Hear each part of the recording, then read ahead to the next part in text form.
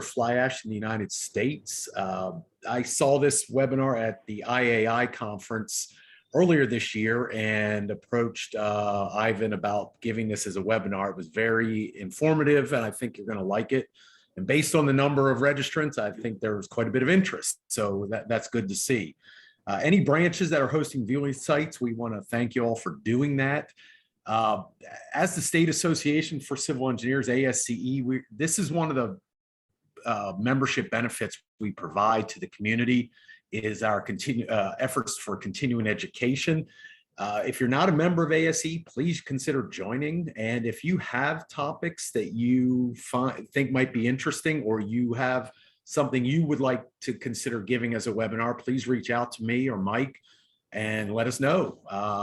With that having been said, I would like to introduce our speaker for today, Ivan Diaz Loya. Ivan is the Director of Research at Boral Resources in Taylorsville, Georgia. Ivan has a PhD in engineering from Louisiana Tech and more than 15 years experience in fly ash research. He is the chair of ACI Committee 232, which is fly ash and bottom ash in concrete.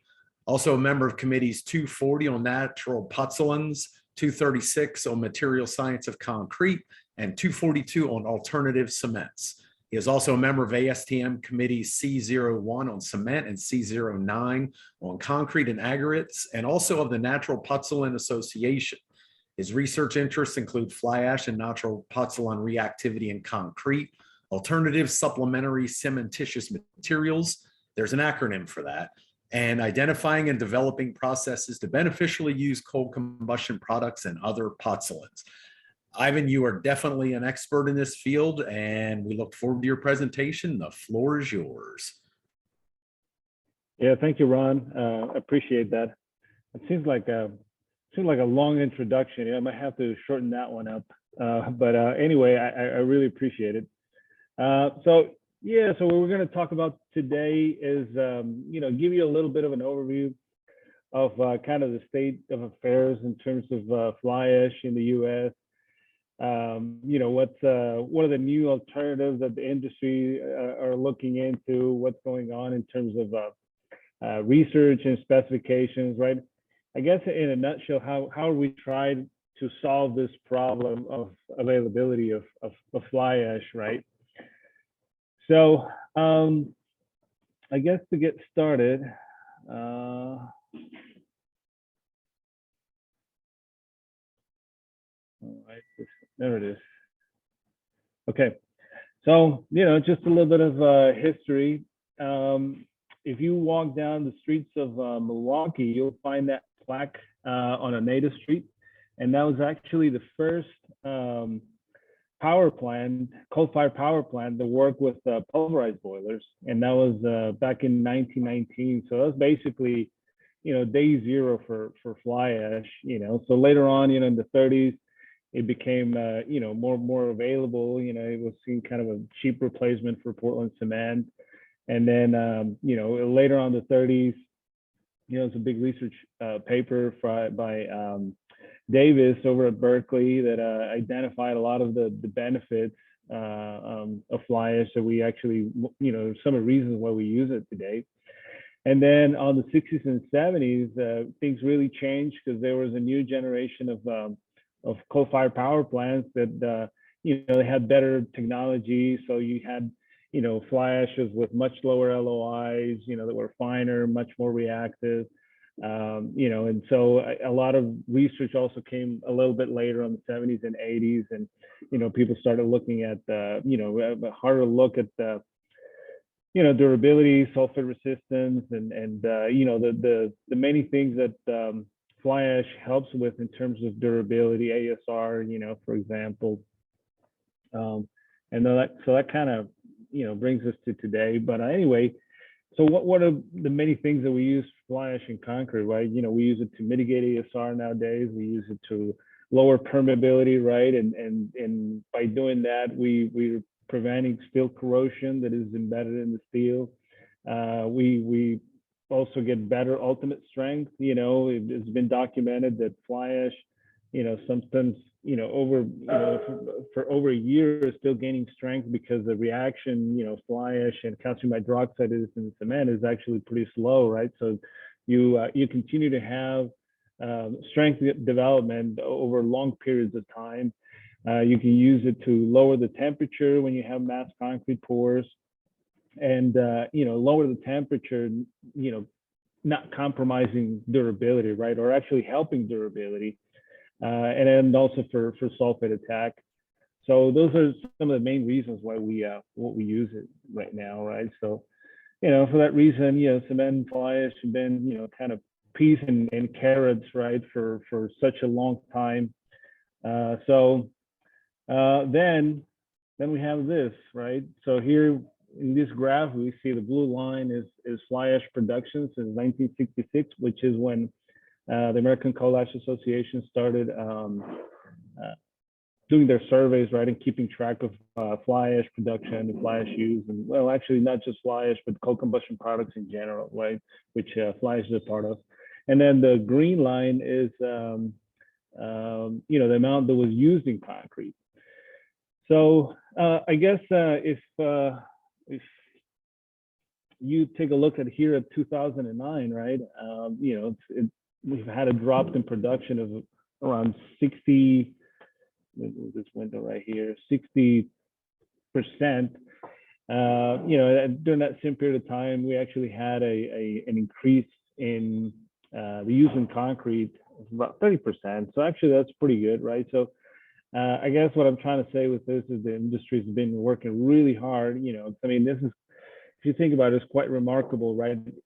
Despite that we had such a big drop in availability of fly ash, we were still, have pretty good levels of fly ash.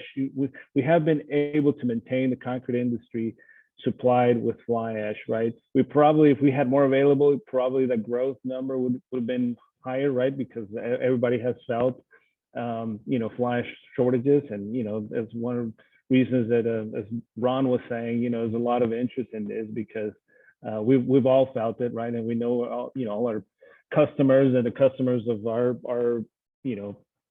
peer competitors have felt it as well.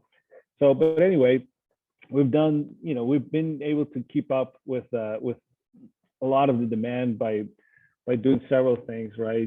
Trying to improve our logistics network, right? Storage, improving transportation, working with utilities, right, to make sure that they're aware if they're going to make a change in their process, they're aware of what things may impact quality of fly ash. So it's pretty important to keep utilities informed.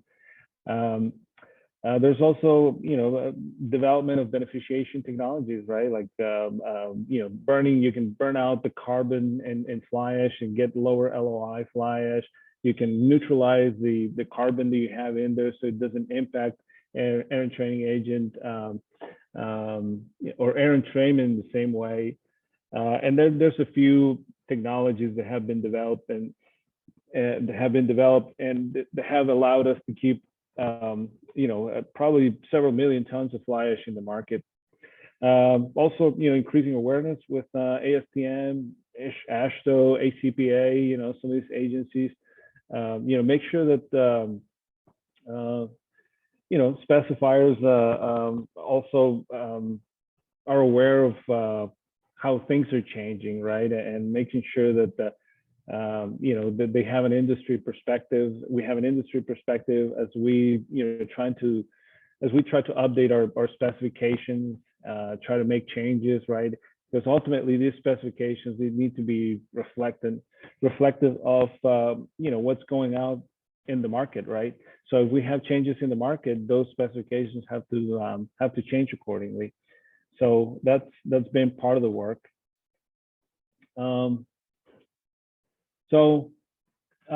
Even though we've done all this, right, we really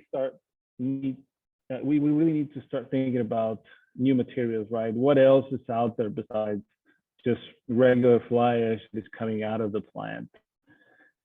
And so there's a lot of things that we're looking into, right? And the question is, how do we get more of this, buckets into? How do we make this SEM supply bucket bigger, right?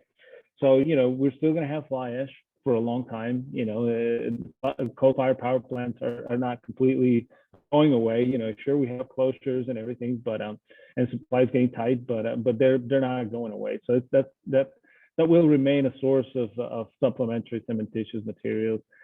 We have harvested fly ash, which is fly ash that we recover from ponds and landfills. There's been a lot of work done on validating the technology, making sure that the material that is out there, it's recoverable. And of course, not all of it is, but I'll talk a little bit more about this. Also, natural pozzolans, especially out west. Ground bottom ash is another potential candidate. All the power plants, coal-fired power plants that produce fly ash, they also produce bottom ash. So there's a lot of availability, let's say, of bottom ash. Also, there's been a lot of talks about ground glass, and other materials like rice husk ash have been looked at for a long time. So some of the things that I guess at some point, we didn't really think about because we had so much fly ash around, right? That we had the luxury of just ignoring these other potential new sources, right? So now that things are changing, there's a lot of taking a second look of things that we looked at maybe 10, 20 years ago and say, well, maybe we could make this work, right? And imports, right? There's actually already several companies that are importing fly ash.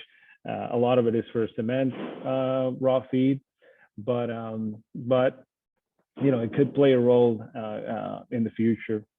And of course, you have slag cement and silica fume, which are also have been, especially slag cement has been growing quite a bit in the last few years. But those are I guess two that are been vetted and tested, and we know they're good SEMs. So I'm not really going to talk about those two, but they're also important sources of SEMs, for that supply bucket. So I guess the question is, okay, there's still around over 10 million tons of fly ash disposed every year. This is the 2019 numbers. I think that changed in the last report, which just came out, but it's probably around the same. So I guess the question is, first off, how do we get more of this unused fly ash, to the, fly ash for using concrete bucket, right? So, there's a lot of reasons why this fly ash that goes to disposal actually goes to disposal, right? So, it's either, meeting spec, but is at the wrong place or is produced at the wrong time, right? And maybe in the winter months where supply is down, or for example, it's out of spec, but it could be marketable. Also, material that meets specification, but is really not marketable. And also material that is out of spec but is not marketable, right? So the first two, wrong time, wrong place is really just a matter of logistics, right? So that's something the industry has been working on. It's just, trying to improve logistics, making sure that we have enough storage to store ash during the winter months, and so it's available for construction during the summer months and so forth.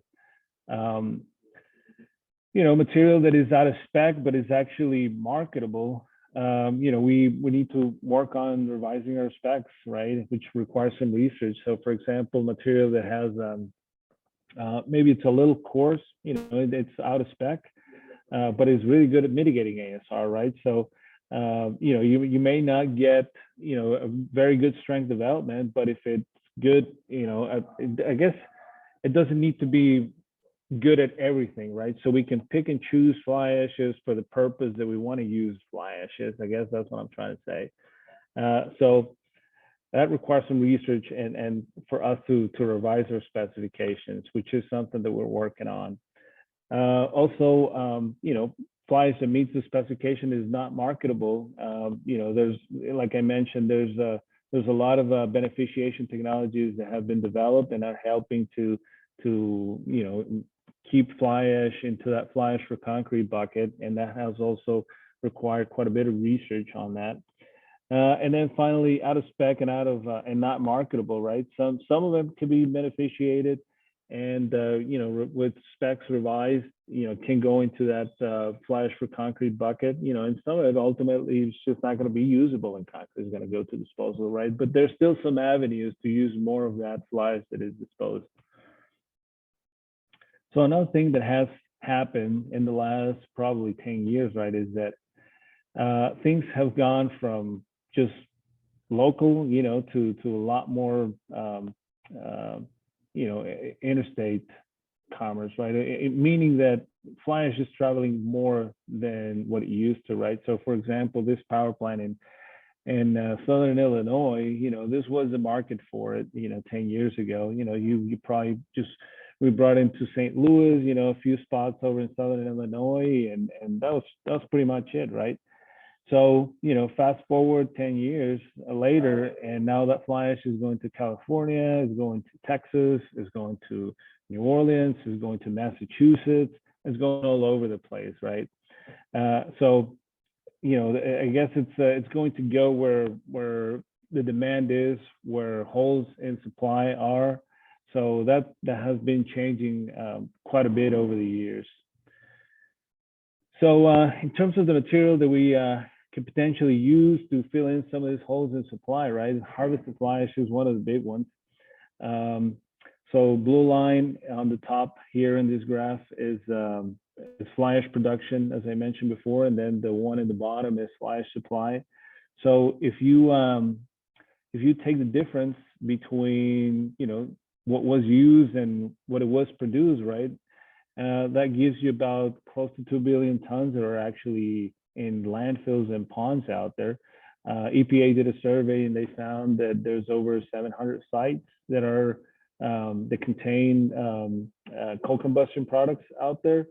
So of course, like I mentioned, not all of these are great quality, but there's a lot of material. Even if 10% of those were good deposits with good fly ash, you're talking about 200 million tons. With concrete, we're using about 13, 14 million tons a year. So that's quite a bit of supply out there, in these ponds and landfills. So those are the sites, that where a lot of these ponds and landfills are located. So they're really all over the place.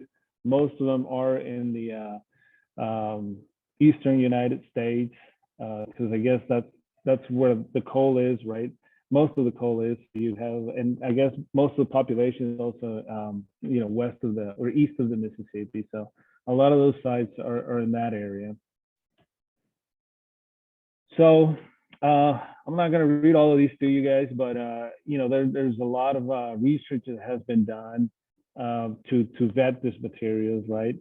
As I mentioned, once again, not all of them are good, recoverable, contain good recoverable material, but there's a lot of it. But there's research that has proved that they provide you with the same benefits, improving ultimate strength. They're pozzolanic, they lower permeability, lower your heat of hydration, mitigate expansion due to ASR. With rheology, some of its ashes may have agglomerates, so you may have to test. It may not be a slam dunk as it is with fly ash right now. No matter really what you're using is going to lower your water demand, right? So if it's something that it needed to be ground or something like that, you may not have. It's not going to have a water demand that is higher than cement, for example, but it may be the same as cement as opposed to lowering water demand. In terms of sulfur resistance, what the research out there has found is that you really need to test it the same way that you do with fresh fly ash. Class C fly ash, doesn't help you that much with sulfur resistance, but a Class F fly ash does help you with sulfur resistance. So it's no difference there either, right? So there's a lot of research out there that supports this. So what's going on right now in terms of harvesting operation? Hold on. So there's currently 3 sites in the U.S. and there's I think there's another 2 or 3 in Canada Boral Resources has a site over in Washingtonville, Pennsylvania. And this is the picture that you see here. The landfill is in the back, and it's being dug in the landfill. Actually, I have a pointer here.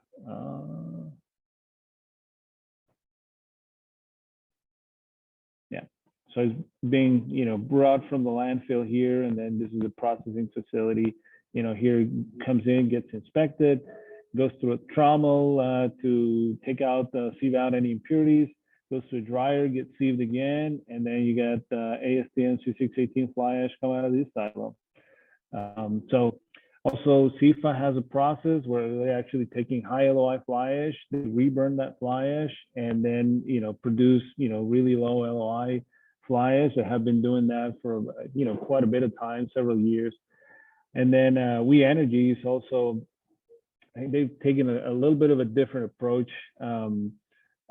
They actually blend some of that reclaimed material that has high LOI. They blend it with the coal that they're feeding into the power plant, and basically they're running through the coal fire power, coal fire process, once again, and that's kind of how they're recycling that fly ash. So there's also a few more that are actually being constructed right now. There's a few in South Carolina that are being built, a few plants, and it's here, it's being sold. It's approved in several DOTs. The source that Boral has in Washingtonville, it's approved in Virginia, West Virginia, New York, Pennsylvania. So it's here. It's not something that it's kind of in the future. It's here, and it's probably going to become more prevalent.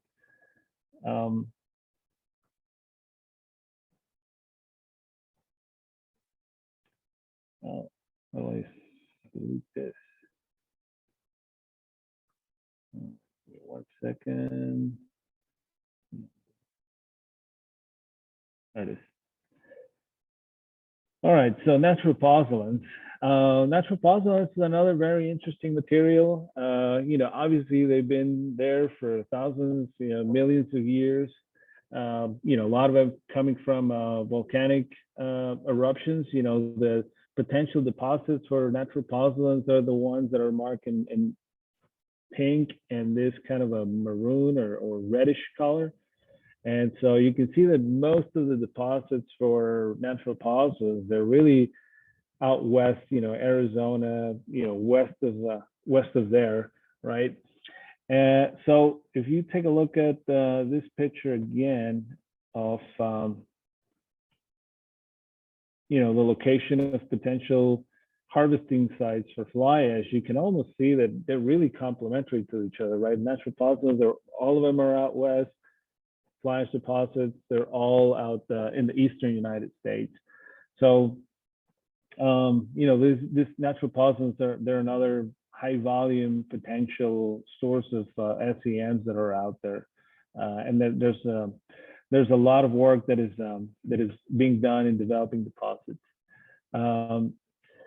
So there's two types, right, of natural pozzolans. You can have raw natural pozzolans or calcined natural pozzolans. Raw natural pozzolans are, your pumice, your volcanic ash, pumice, that type of material. Basically, that material, you just need to grind it, and that's really all you need to do to it. You have to bring it to the right particle size, and they're a great pozzolan. And then you have calcined clays, right? So like kaolin clays that you calcine, that you get materials like metakaolin, and they're super reactive pozzolans that help you with the same things, ASR mitigation and all the durability benefits that you get from pozzolans. So same thing, with natural pozzolans, you get, like I was saying, same benefits that you get from fly ash, in terms of durability. The only or the main difference, I guess, is the effect that they have in rheology. Most of them either have a similar water demand as your cement control, or they can have slightly higher water demand than your cement control. Other than that, they help you mitigate ASR, improve sulfur resistance, and the whole 9 yards. But they do have a different behavior in terms of the effect that they have on water demand. So these are some of the sites that are actually producing natural pozzolans right now. There's several of them. There's a lot of them that are, even though they're natural pozzolans that are in production, they've been producing for different applications, right? And maybe as fillers or other kinds of things, right? But they haven't been used in concrete. So just to be clear that not all of these were developed specifically for using concrete, right? So, but all of these producers, they're looking at the concrete market really closely and see if they can use some of the material they're currently producing, if they can use it in concrete as well. There are some that are being developed specifically for the concrete market. For example, the one in Arizona, that's a plant that is supposed to go into production in February. That's from Boral. There's another one in Nevada that is also supposed to be going into production pretty soon. There's a lot of them out there, and there's a lot of them that are in construction actually already, right? So natural pozzolans, you're going to see a lot more natural pozzolans also in the next probably 3 to 5 years, I would say. Ground bottom ash. So ground bottom ash, it's kind of like the ugly twin brother of fly ash. It's coming exactly from the same process, right? It's just, let me use my pointer here again. Let's try that one. So coal here, powder coal is injected here into the boiler, right? And then what goes and flies with the flue gases and gets captured downstream, that's your fly ash, right? And then, but there's a lot of material.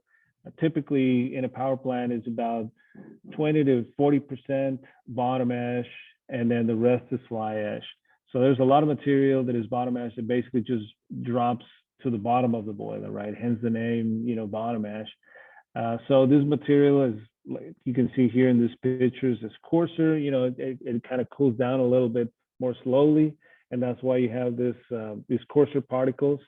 But if you grind this material, you can actually have a pozzolan that performs very similar to fly ash. You have similar chemical composition, similar performance.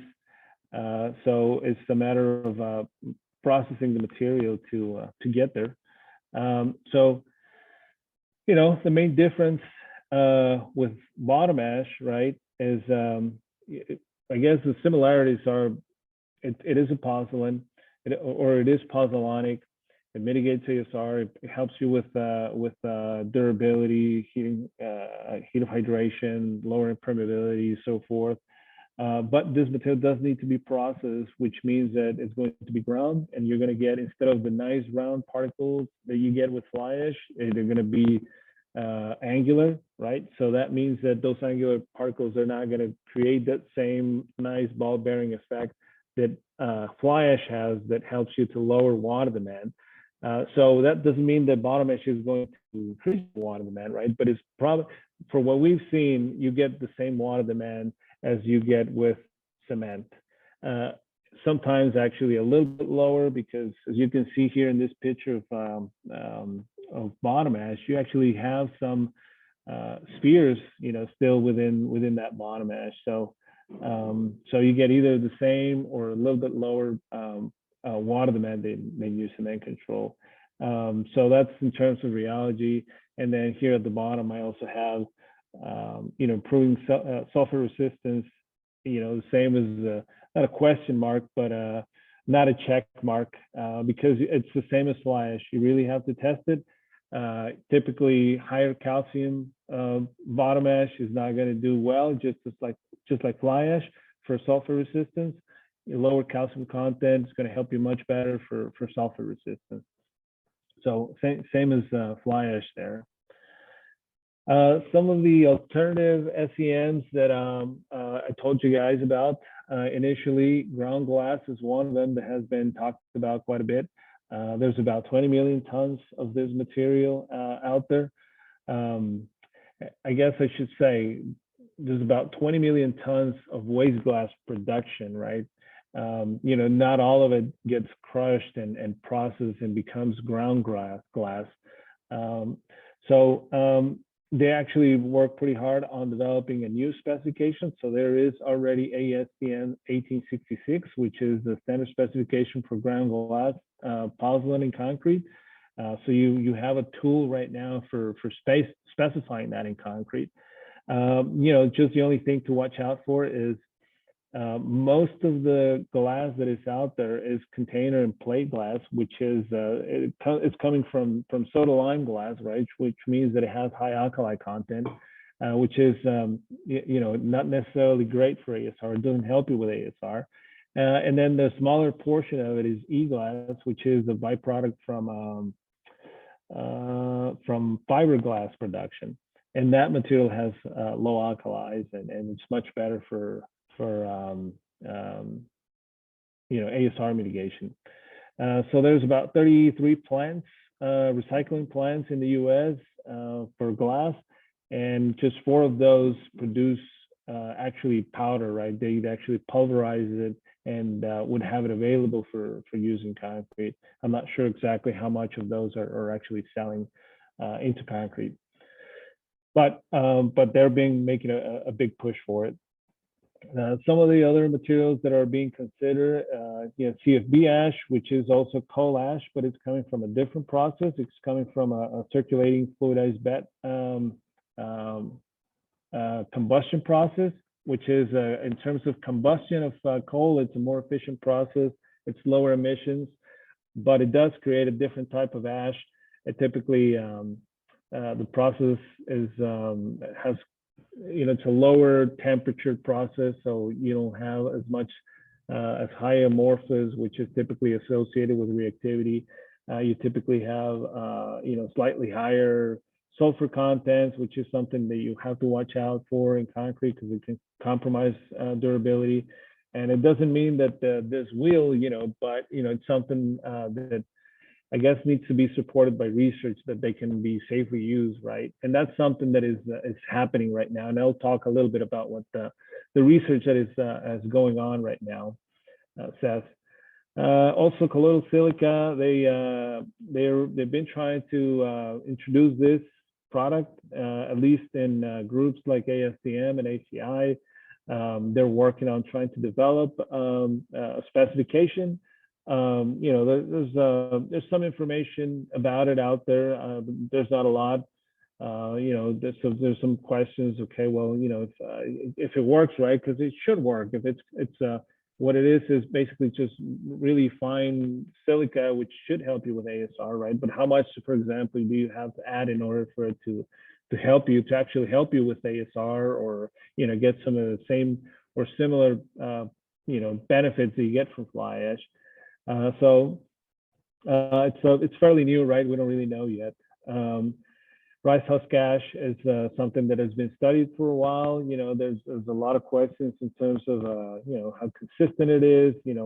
A lot of it has been shown to have high water demand, which could be an issue.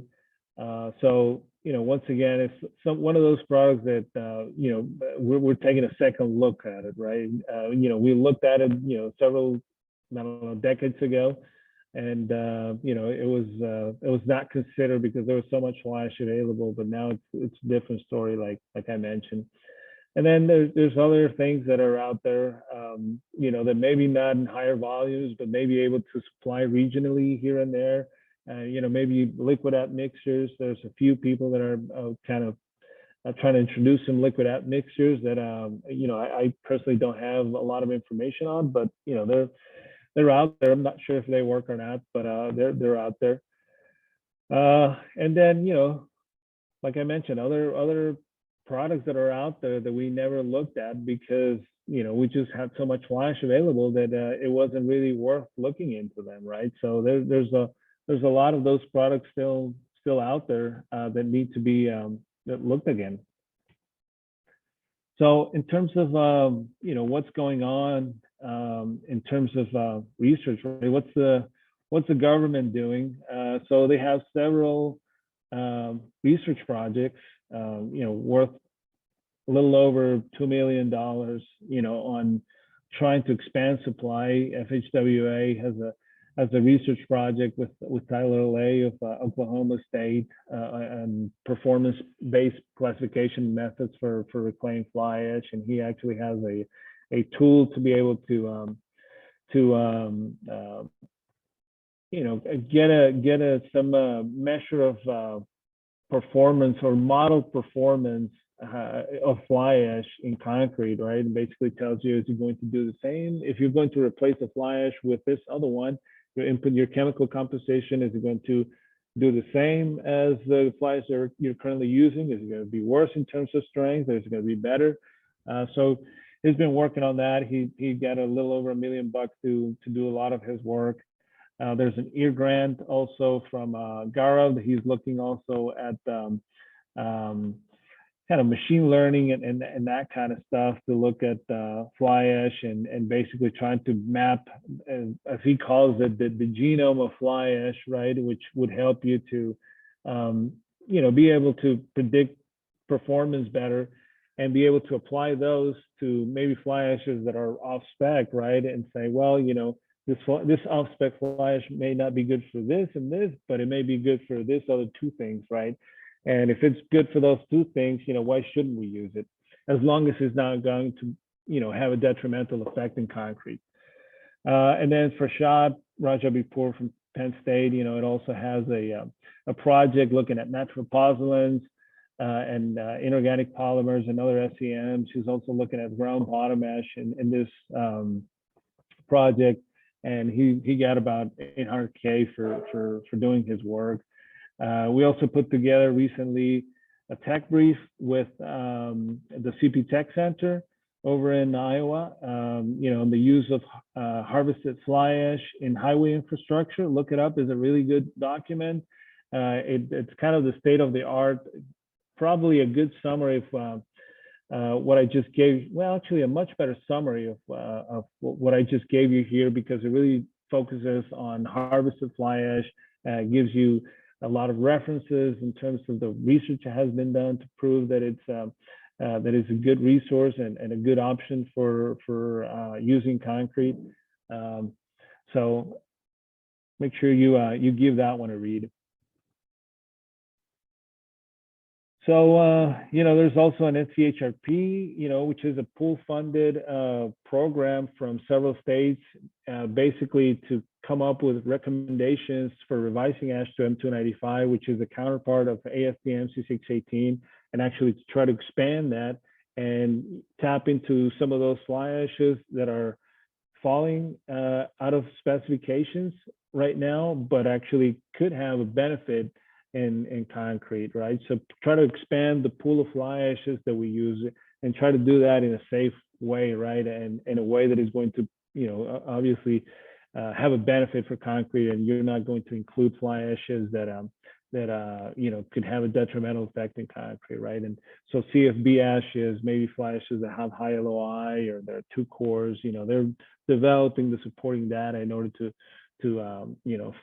make those changes to ASHE to M295 and kind of create an avenue for those ashes to be used. Transit, which is a consortium of states also in the South Central region of the U.S., as gave some money to the folks over at LSU and Arkansas State, and they've been working also on reclaimed fly ash and natural pozzolans. TxDOT has given numerous grants in terms of looking at alternative supplementary cementitious materials. They've done the research, natural pozzolans, they've blended SEMs, ground bottom ash. They've really done their homework, and that actually has resulted, right? This is the way that, you know, really should be done, right? You have to do your research, you develop the data to support the changes that you want to change, and then you make those changes, right?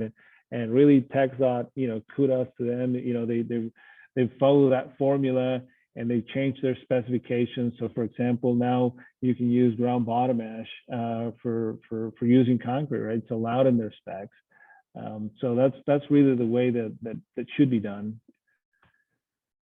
So some of the other things that are going on, I just have a few more slides here. I think this is the last slide, I think. But ASTM, there's a lot of efforts in trying to include bottom ash in 618 and acknowledge that harvested fly ash, you know, or the fly ash that we use could come from a harvesting process rather than just straight from the plant. Also, there are efforts to develop performance specification that basically says we don't really care where the material is coming from, as long as it has some cementitious properties or some pozzolanic properties. You know, we should use it, right? And obviously, as long as it doesn't have any detrimental effects in concrete, right? It is not going to compromise durability. We should use it, right? So that's where this performance specification comes from. You know, so it's supposed to be kind of a catch-all for good performing SEMs that don't really have a home right now. And also we're working on harmonizing ASTM, C618 and ASHTO 295. That's important. There's a few differences, but it's very important that industry and specifiers are working together on this, and that's why this effort is so important.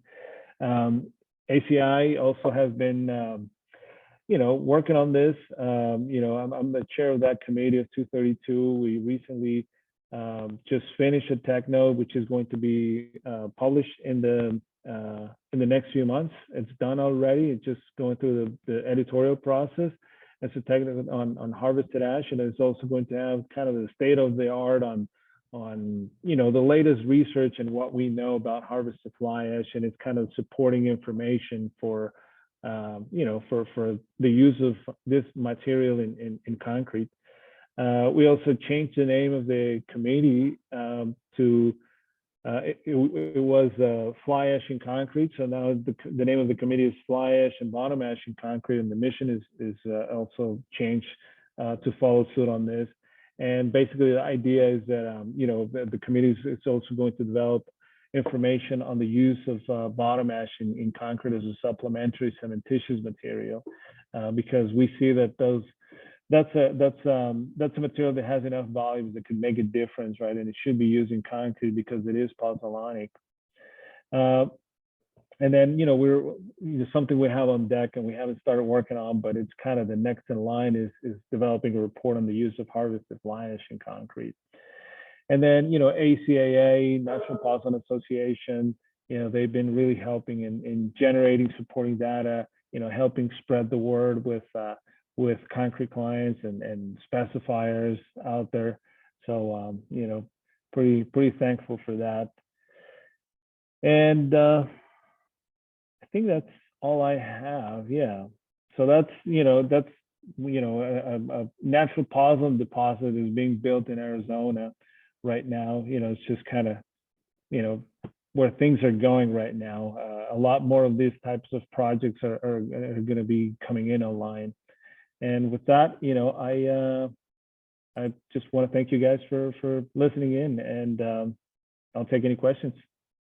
Yeah, Ivan, this is Ron. I did have a question come in the question and answer box. It is rice husk ash a byproduct?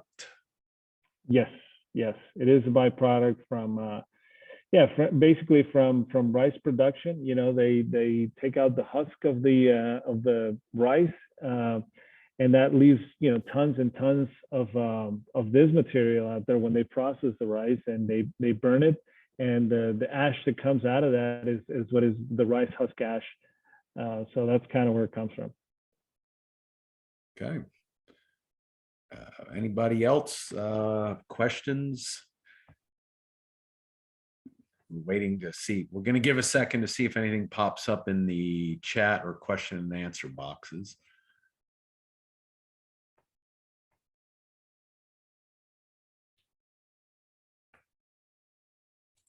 I I don't see anything coming through. You just nailed it. You answered everybody. Oh, wait, something came through. Will Boral. I'm gonna leave with that thought there. Yeah, exactly. Okay, so here is a question. Will Boral leaving the US market affect future research? No, not at all. Boral, it's going to continue operating as we have.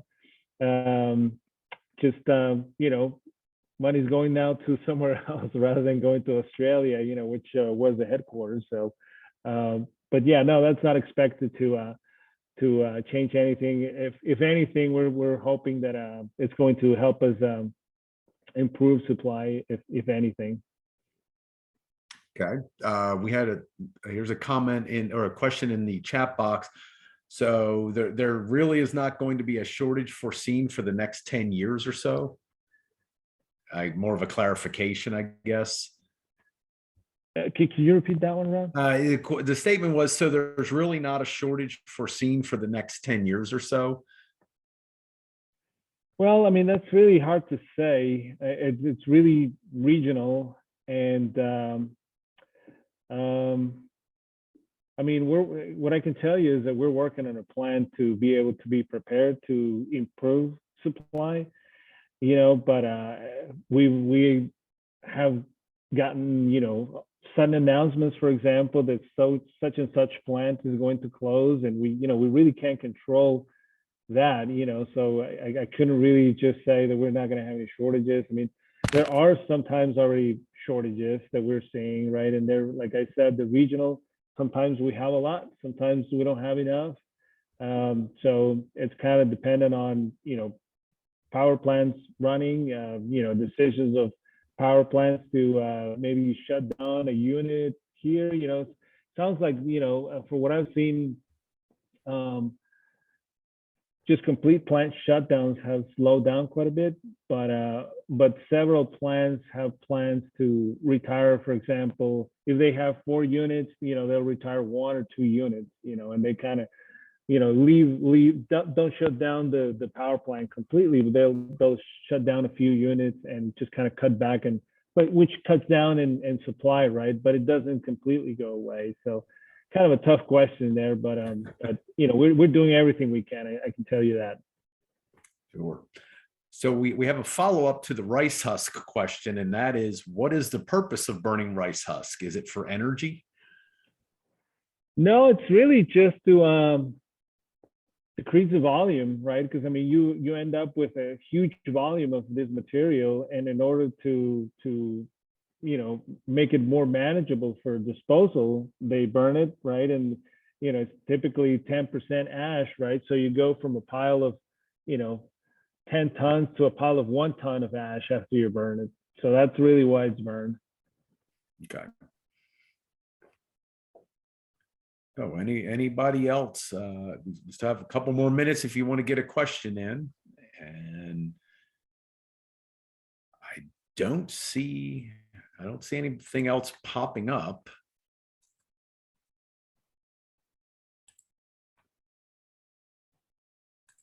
So anybody, last call for questions? Anyone? Going one? Oh, wait a second. There we go. How does slag fit into the conversation? Yeah, slag is interesting. Like I was mentioning, if you go to the Slag Cement Association website, I think over the last 4 or 5 years, the shipments of slag have doubled, which is quite remarkable. So I think right now, 2 to 4 years ago, the sales of slag used to be about 2 million tons a year, and now they are at around 4 million tons a year. So I think also slag is going to become more prevalent. As more people start to realize that, maybe more slag getting imported, maybe getting some granulators here in the U.S. that are going to help with supply. But definitely slag is a good product, and it's probably going to become more prevalent as we move forward. As the opportunities kind of open up for it. If we start seeing to if we continue to see fly ash supply to decline. Okay. And okay, we've got a couple more questions. This one, any alternative SCM have the spherical shape like fly ash to help flowability? No, not really. I'll be honest. There are some that are kind of semi-spherical. There are some byproducts actually from geothermal wells. They when they pump out, right, the steam for geothermal wells, they filter out the steam, and you have a filter cake that is super fine silica, and that kind of has a rounded shape, but it's not the perfect spheres that you get with fly ash. So kind of tough to replicate that one. We actually have 3 more questions, so this is good. All right, this question says, what about the economics? Fly ash is now so expensive. Are there any new SCMs that could be much cheaper? I wish they were, but I think that's going to be the new normal, in my opinion, at least. And just to remind you, I'm just a research guy here, but because if you think about where things are going, right? Fly ash, is just taking, from point A to point B. There's really no processing in between, right? So where things are going is and actually that price has gone up because now you have to, fly ash is traveling further distances. You have to add some processing. For example, if you're processing fly ash, you're adding the cost of processing, right? So that is going to increase your cost. If the ash is being imported, for example, you have to add the cost of the handling, from wherever it's coming from to, the ready-mix plant. So if anything, it may get even a little bit more expensive, because there's just more processing being added as we go along. True. Okay, do you know if even after research and having positive results from it, do the concrete plants push back on transitioning from one material to another? I don't think so. I think it really boils down to, as far as the ready-mix producers go, is in many cases just by having their hands tied by specifications, really what holds back most people, or sometimes silo space as well, right? And logistics over at the plant. But that's one of the reasons that we've been working pretty hard in changing specifications. So there's to remove that obstacle, which, for example, with TxDOT, you can now use it, and you have the avenue to be able to use bottom ash in concrete. But that's not the same case for really the rest of the states in the U.S. So I think, to me, the main obstacle that I see, or the main pushback, is that we go and try to introduce this, and they say, well, our hands are tied, so we really have no way to certify these mixes and get them into such and such project, because it doesn't meet 2618, or it doesn't, there's no you don't have a way of specifying it, right? Okay, and here's one. How does using alternatives to fly ash contribute to the triple bottom line of sustainability? Well, I think it depends on the alternative supplementary cementitious material, right? I think, for example, but I think all of them help you to reduce carbon footprint. For example, if you were talking about raw natural pozzolans, right? Raw natural pozzolans, really all the processing that you need to do is just mine the material and mill it, and that's really all the processing that you need to do, right? Which is much less energy intensive than the material that you're replacing, which is cement, that you have to calcine and grind, and you have the CO2 that is released from the calcination process and all that stuff. So I think all these alternatives that we're talking about. I mean, if you're talking about, for example, in the case of harvested fly ash, right, they kind of have a double whammy in terms of sustainability, right? Because at the same time that you're using that byproduct, you're actually cleaning up a site, piece of land that is not going to have a byproduct anymore, right? And you're actually going to put that, and you can actually repurpose that land. So I think all in all of them are really helpful in terms of CO2, reduction and sustainability. Excellent. Well, I don't see anything else in the chat box or the question and answer, and that brings us right up to 1 o'clock. So, Ivan,